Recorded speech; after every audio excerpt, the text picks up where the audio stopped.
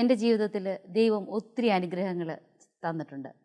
അതിൽ പരിശുദ്ധ അമ്മയുടെ മാധ്യസ്ഥതയിൽ ഞങ്ങളുടെ കുടുംബത്തിൽ തന്ന ഒരു വലിയ സമ്മാനത്തെക്കുറിച്ച് ഞാനിപ്പോൾ നിങ്ങളുമായിട്ട് പങ്കുവയ്ക്കാം.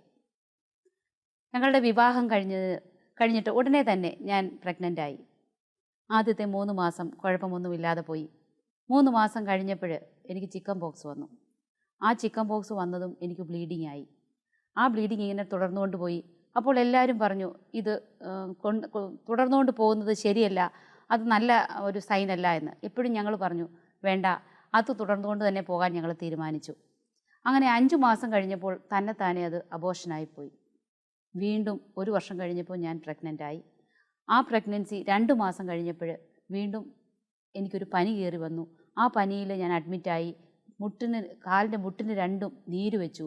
ആ നീരോടുകൂടി പിന്നെ അത് കഴിഞ്ഞ് അതും അബോർഷനായിപ്പോയി. അങ്ങനെ 2 അബോർഷൻ കഴിഞ്ഞതിന് ശേഷം പിന്നെ ഞാൻ പ്രഗ്നൻ്റ് ആകാതായി. അത് കഴിഞ്ഞ് ഞാൻ ഡോക്ടറിൻ്റെ അടുത്ത് പോയി ട്രീറ്റ്മെൻറ്റ് എടുത്തു.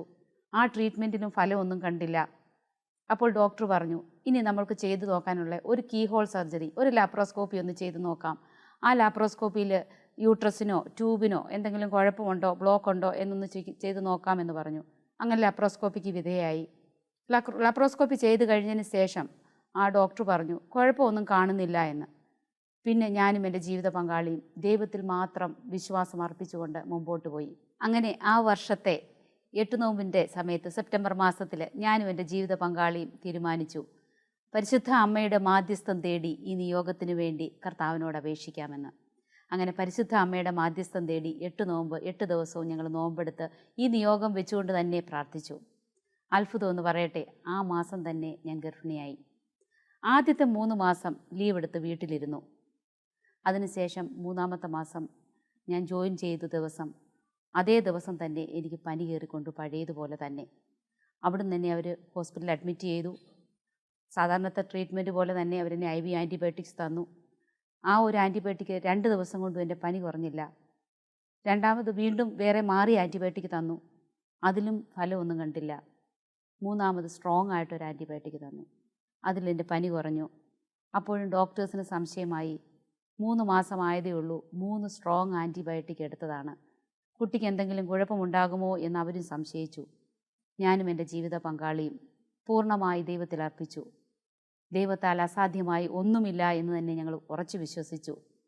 കർത്താവ് തന്ന ദാനം എന്തു തന്നെയാണെങ്കിലും അത് സന്തോഷത്തോടെ സ്വീകരിക്കുവാൻ ഞങ്ങൾ തീരുമാനമെടുത്തു.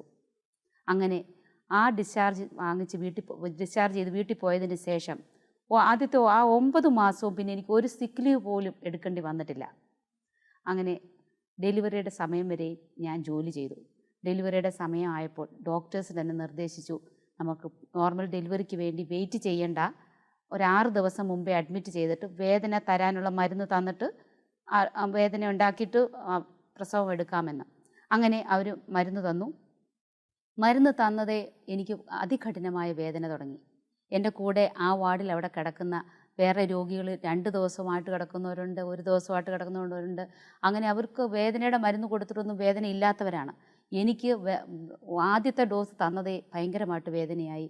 ഉടനെ തന്നെ അവരെന്നെ ലേബർ റൂമിലേക്ക് ഷിഫ്റ്റ് ചെയ്യുക ചെയ്തത്. ലേബർ റൂമിൽ 2 മണിക്കൂറോളം ഞാൻ അതികഠിനമായ വേദന അനുഭവിച്ചു. ആ വേദനയുടെ കാഠിന്യം കണ്ടിട്ട് ഡോക്ടേഴ്സ് വന്ന് കുഞ്ഞിൻ്റെ ഹാർട്ട് സൗണ്ട്, ഹൃദയമിടിപ്പ് നോക്കുവാൻ അവർ നോക്കി. ഇന്നത്തെ പോലെ അന്ന് ആ ലേബർ റൂമിൽ ആധുനിക സൗകര്യങ്ങളൊന്നും ഉണ്ടായിരുന്നില്ല. അപ്പോൾ ആ കുഞ്ഞിൻ്റെ ഹൃദയമിടിപ്പ് ഡോക്ടർ ചെക്ക് ചെയ്തതും ഡോക്ടർ പെട്ടെന്ന് പറഞ്ഞു, കുഞ്ഞിൻ്റെ ഹൃദയമിടിപ്പ് പെട്ടെന്ന് താഴോട്ട് പോകുന്നുണ്ട്, എത്രയും പെട്ടെന്ന് നമുക്ക് ഓപ്പറേഷൻ ചെയ്യണമെന്ന്. അപ്പോൾ അവിടെ ഓപ്പറേഷൻ തിയേറ്ററിൽ വേറൊരു സിസേറിയന് വേണ്ടി ഒരു രോഗിയെ അവിടെ തയ്യാറാക്കി വിട്ടിട്ടുണ്ടായിരുന്നു. അത് എമർജൻസി ഓപ്പറേഷൻ ആയിരുന്നില്ല, സാധാരണ പോലെ അവർ പ്ലാൻ ചെയ്ത ഓപ്പറേഷൻ ആയിരുന്നു. ആ രോഗിയെ മാറ്റി നിർത്തിക്കൊണ്ട് തന്നെ അവർ ഓപ്പറേഷൻ തിയേറ്ററിലേക്ക് പെട്ടെന്ന് ഓപ്പറേഷൻ ടേബിളിലേക്ക് മാറ്റി. അങ്ങനെ ഓപ്പറേഷൻ ചെയ്തു, കുഞ്ഞിനെ പുറത്തെടുത്തു. അന്ന് ആ പീഡിയാട്രീഷ്യൻ, ആ ശിശുരോഗ വിദഗ്ധൻ പറഞ്ഞത് ഞാനിപ്പോൾ ഓർക്കുകയാണ്, 5 മിനിറ്റ് കൂടി ഇവർ സിസേറിയൻ ചെയ്യാൻ താമസിച്ചിരുന്നുവെങ്കിൽ ഈ കുഞ്ഞിനെ ലഭിക്കുകയില്ലായിരുന്നു എന്ന്. സങ്കീർത്തനം 127:3 പ്രകാരം പറയുന്നു, കർത്താവിൻ്റെ ദാനമാണ് മക്കൾ, ഉദരഫലം അവിടുത്തെ സമ്മാനവും. അതെ, ആ ഉദരഫലം ഏറ്റുവാങ്ങാൻ ദൈവം എന്നെ ഇടയാക്കി. ആ മകൾക്ക് ഞങ്ങൾ ആൻ മേരി എന്ന് പേര് കൊടുത്തു. അതിനുശേഷം ദൈവം ഒരു മകനെ കൂടി ഞങ്ങൾക്ക് നൽകി. മകൻ്റെ പേര് ഡേവിഡ്.